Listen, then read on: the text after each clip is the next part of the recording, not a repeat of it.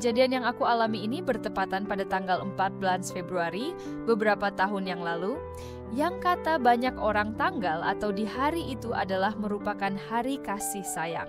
Malam itu aku pun bervalentin ria dengan seorang pria yang bukan suamiku.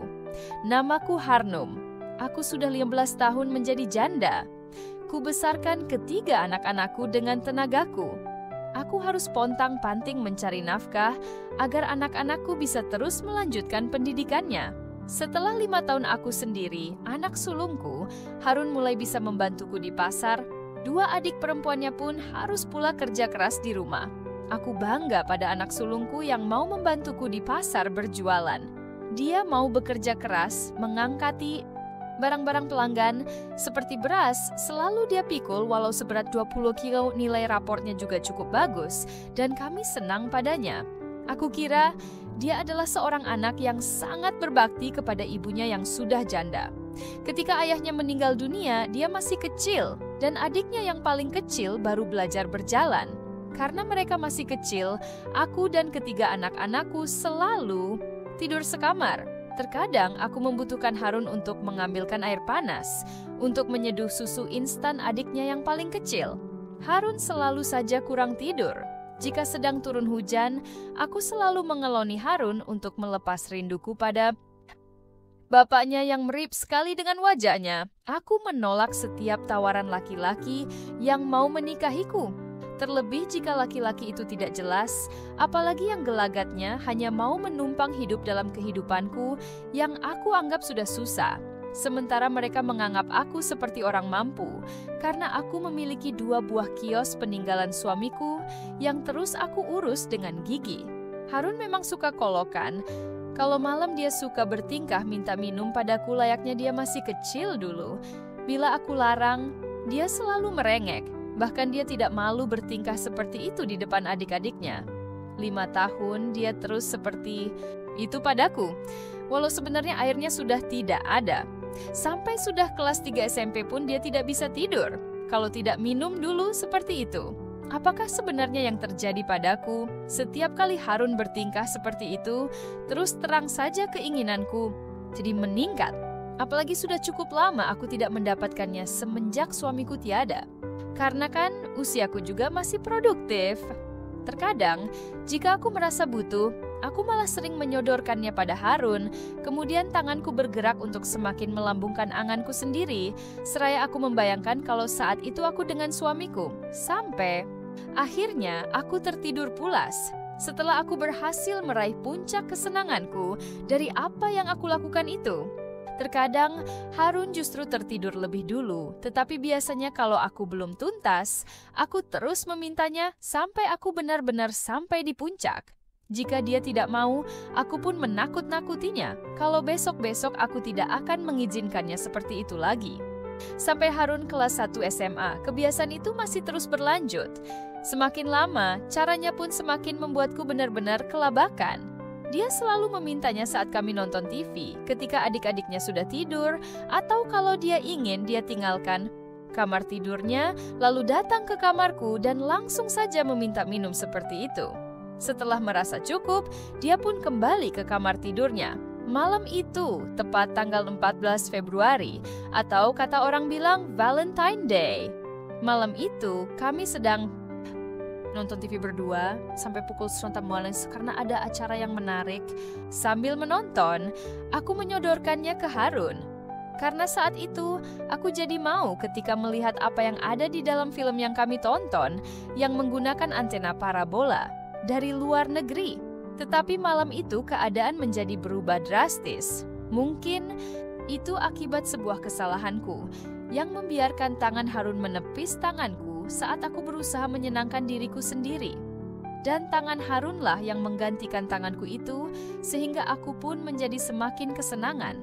Aku berada di awang-awang rasanya, karena Harun malam itu benar-benar mampu membuatku terbang. Aku pun sudah tidak duduk di sofa lagi, melainkan aku sudah duduk di lantai yang beralaskan karpet.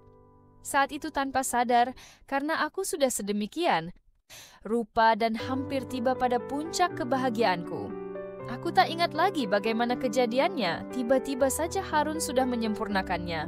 Anehnya aku bukannya protes ataupun melarangnya, tetapi malahan sebaliknya, aku menyambutnya dengan riang gembira.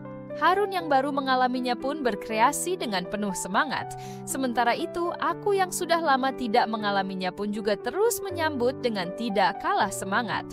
Malam itu seingatku aku sampai 3 kali mencapainya. Dan pada saat yang keempat kalinya, aku bersama dengan Harun yang menyiramnya dengan cukup banyak. Setelah beberapa saat mengatur nafasku, saat itulah aku baru sadar dan berkata, "Kenapa? Kamu lakukan ini, Harun? Kan aku ibu kandungmu?" Ucapku setengah berteriak dalam bisikku. Harun tak berani menjawab. "Kenapa, Harun?" Tanyaku lagi. "Maafkan Harun, Bu. Harun gak sengaja. Harun sudah lama sekali menginginkannya," sahutnya dengan ketakutan. "Tapi, Harun..." Saat itu aku hanya bisa meneteskan air mataku. "Maafkan Harun, Bu." Ucap Harun memelas. Kami berdua pun sama-sama terdiam. Segera aku berbenah dan aku mematikan TV dan pergi meninggalkannya. Kumasuki kamarku dan aku kunci dari dalam. Kulihat kedua putriku tertidur dengan pulas. Aku terus menangis. Sampai akhirnya aku tertidur pulas dan keesokannya aku bangun kesiangan. Aku terbangun setelah Harun menggedor kamarku dan aku pun membuka pintunya. Begitu aku membuka pintunya, Harun langsung menyongsongku dan memohon maaf atas kejadian tadi malam. Aku diam saja. Harun terus mengikutiku kemana saja aku melangkah, sampai akhirnya aku mengeluarkan kata-kata, "Ya, sudahlah." Setelah kejadian itu, beberapa hari kami tidak saling tegur sapa. Sepulang dari sekolah, dia langsung ke pasar membantuku. Di pasar dia mengganti pakaiannya. Begitu dia datang, aku langsung menyiapkan makan siangnya tanpa bicara apa-apa. Harun juga makan dalam diamnya dan bekerja dalam diamnya, karena dia sudah mengetahui apa yang harus dia lakukan sebagai tugas rutinnya. Setelah 10 hari berlalu, malam itu sengaja aku tidak mengunci pintu kamarku. Tiba-tiba Harun memasuki kamarku dan tahu-tahu langsung minta minum seperti biasanya tanpa permisi. Duh Gusti, bathingku. Malam itu Harun datang memang tepat waktu karena saat itu aku sedang dalam keadaan yang begitu ingin. Tetapi karena di kamar itu ada adik-adiknya sedang tidur, aku pun berbisik pada Harun, "Jangan di sini, tunggu ibu di kamarmu," bisikku. Harun langsung keluar dari kamarku dengan bersemangat. Sejenak aku pastikan dulu kalau kedua putriku sudah tertidur pulas. Selanjutnya aku pun mendatangi Harun di kamarnya. Tanpa banyak bicara, aku langsung memulainya yang disambut Harun dengan penuh sukacita. Malam itu entah kenapa, aku benar-benar telah melupakan norma-norma. Malam itu aku sudah lupa bahwa Harun adalah darah dagingku sendiri. Kami berdua di malam itu benar-benar penuh semangat. Lebih seru kalau dibandingkan ketika di ruang TV 10 hari sebelumnya. Malam itu kami seperti yang benar-benar sangat saling merindukan. Hingga akhirnya kami berdua tiba pada puncak kebahagiaan. Karena rasa letih, kami pun tertidur dan kami dibangunkan oleh suara azan subuh. Kami segera berbenah dan aku segera kembali ke kamarku. Sebulan setelah itu, aku ternyata tidak datang bulan. Saat aku periksa pakai tester, hasilnya ternyata positif. Spontan saja aku pun panik. Akhirnya aku mencari-cari cara dengan mengarang cerita. Aku cerita pada temanku di pasar. Aku mengatakan padanya kalau ada tetanggaku yang positif, sementara suaminya sedang merantau. Dan aku menanyakan pada temanku itu, bagaimana mengatasinya? Kasihan tetanggaku, ujarku.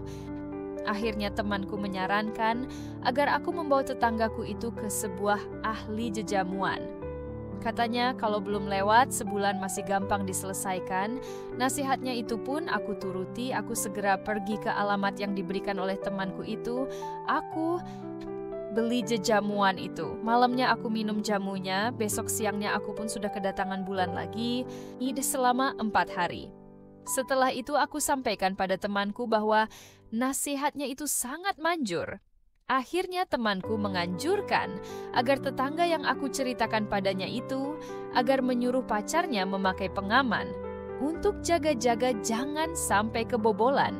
Lagi, Akhirnya sepulang dari pasar aku pun mampir di apotik untuk membeli pengaman yang akan aku berikan pada Harun kalau dia pas akan berkreasi lagi denganku. Harun ternyata mengerti maksudku. Akhirnya, karena merasa kalau apa yang kami lakukan itu akan aman-aman saja, aku dan Harun pun dengan tenang bisa melakukannya kembali. Harun juga tak pernah mengunci pintu kamarnya. Yang paling membuatku senang adalah Harun itu sama sepertiku. Tidurnya hanya memakai sarung. Sebenarnya dalam usiaku yang sudah 39 tahun, aku sadar kalau sudah menua. Tapi di sisi lain, kenapa justru pada usiaku itu, keinginanku justru lebih tinggi daripada dulu sewaktu masih ada suami?